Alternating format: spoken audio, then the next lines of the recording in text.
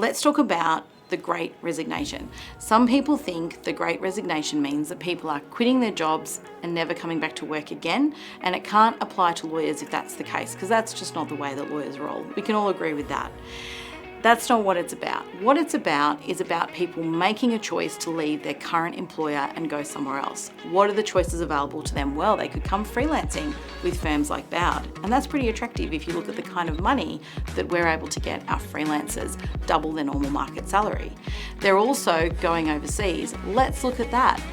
People are desperate to go somewhere new and have adventure, but also salaries overseas are 2 to 3 times in New York and in London what they are here in Australia.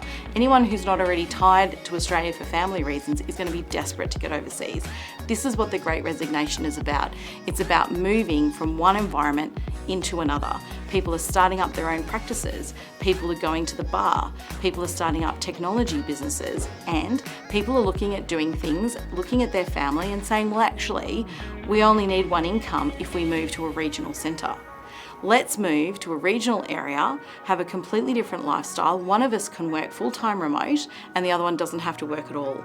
These are the kinds of trends that we're seeing when we talk about the Great Resignation. There aren't that many corporate lawyers in Australia. It only takes a few percentage points for it to start to make a difference to the market, and that's exactly what's happening. So if you have a law firm and you think that your resourcing problems are going to get better next year or the year after that, I'm here to tell you that they're not. This is part of a global movement.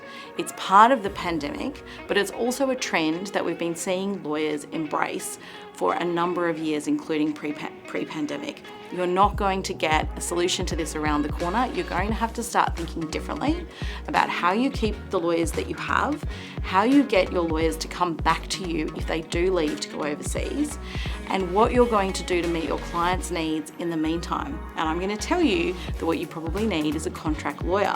So maybe you need to give Bowd a call about that.